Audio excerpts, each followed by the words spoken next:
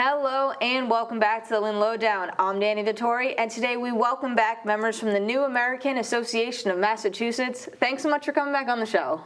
Thank you very much for inviting us. Thank you. Of course. So just first things first, would you mind just introducing yourselves to the audience and saying what your role is in the organization? Sure. My name is Natasha Sooklin. I'm an executive director of the New American Association of Massachusetts. And I am Alexa Arena. I am the Director of Employment Services, and I also manage operations for the organization.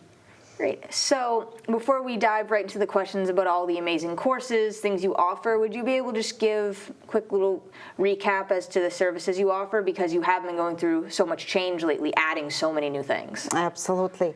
Well, I wanted to start about the organization, kind of remind everybody what it is we're doing in general and what is our mission. Mm-hmm. So our mission is to support the newcoming refugees and immigrants in their integration to the United States, to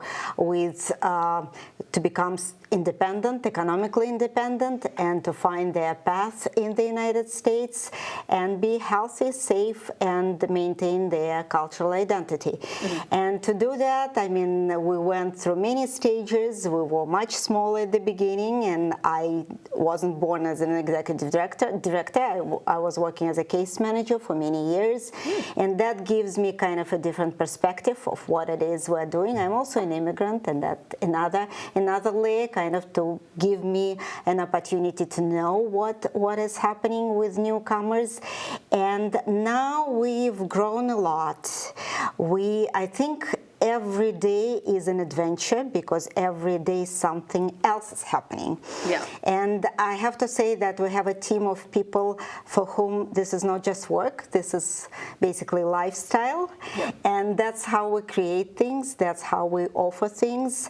Our main focus is to have people feel welcomed, to have people feel belonged to where they are, and to always have friendly and nice faces, and kind of who lead them through their paths in the United States for the first few years, at least in the country. So we are offering lots of services, and we're also creating lots of services. Each of the service we offer is kind of tailored to the community we serve, to the cultural group we serve, to the individuals and families, and we're always looking at what skills they have and what interests and what talents, and kind of fit where the programs. We offer English classes. We just on the way here tried to count the number, so it's about 26 classes now. Wow. And the English classes we offer, it's mainly kind of life skills English, and survival English, and English to work, and English through various projects for those who haven't been exposed to much education.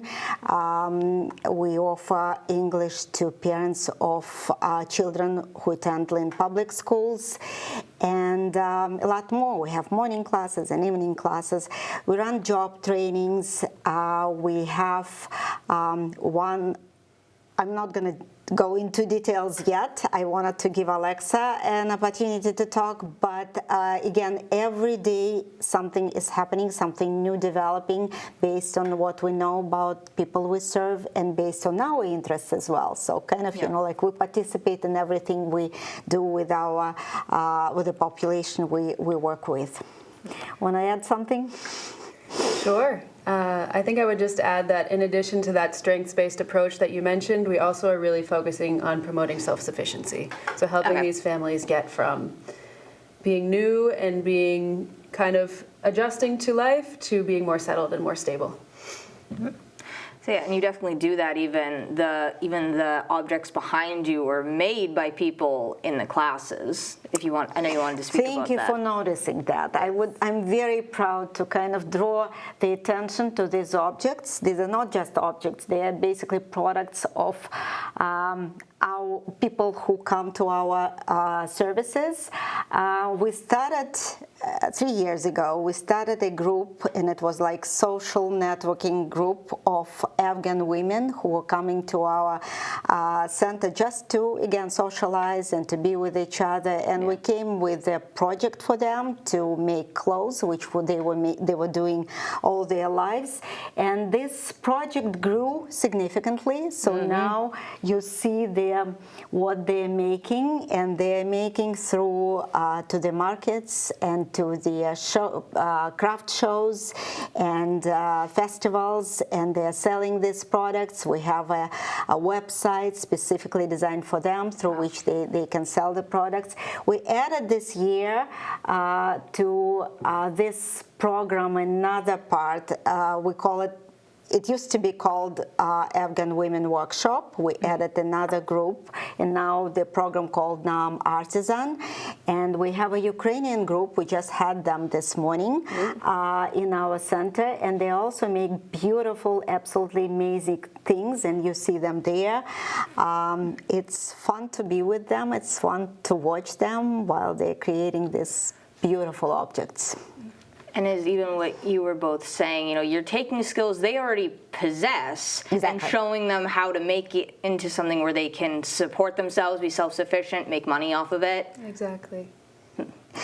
Exactly. I mean, that's empowerment. It's an empowerment, and that's exactly our mode is. We assess the skills, and then we work with the skills to develop into something bigger. These women who came to this country 3 years ago, they never thought that it's really a skill. I mean, they were making clothes, Which right? is where it started. They knew how to sew, but they didn't necessarily know how to parlay that skill into something that could be earning extra income for their family, could be a way of building connection and community, because a lot of them were placed in homes that were kind of isolated from each other. They didn't know anyone when they first got to the U.S., so it was community building, empowerment, micro-entrepreneurship kind of all just came together. Yeah, so we would love to grow this project as one of the great examples of how to build on skills people possess and kind of make it work in general, and make people happy with what they do and feel kind of fulfilled. So that's the important part of that.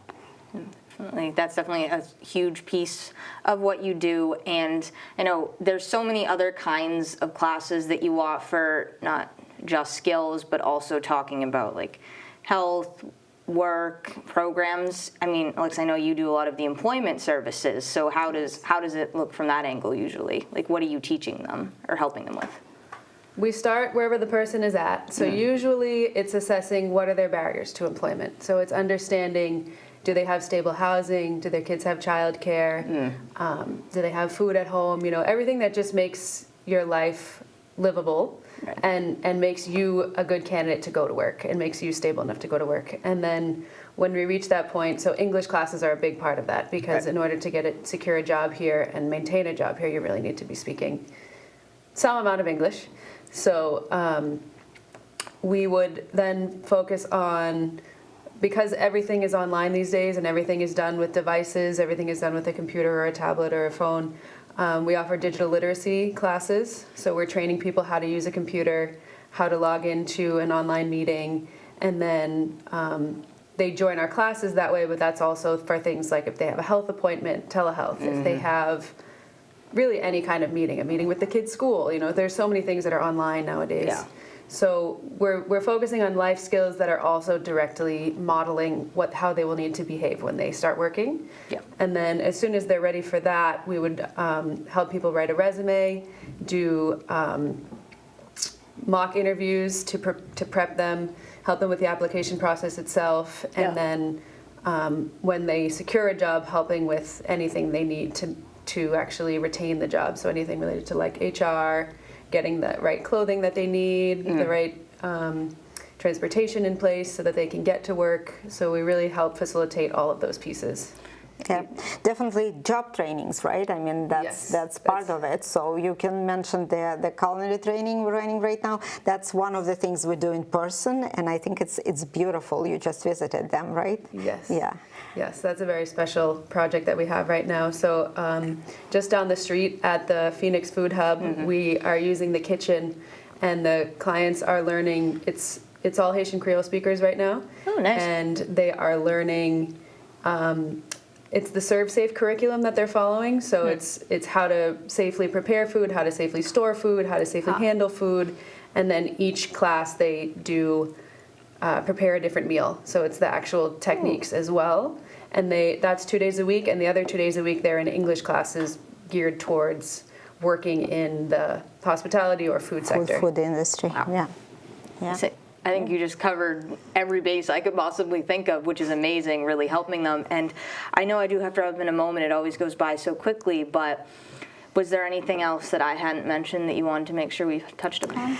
Well, I think what I wanted to say is that the people we serve, they are extremely strong and motivated and driven, and I mean, I'm certain they would be absolutely fine with us, but without us. But I feel like we provide this humanish basis for them to make it through and to adjust and to find their path in the United States. Yeah. And I think it's an important way to have people feel confident and move on.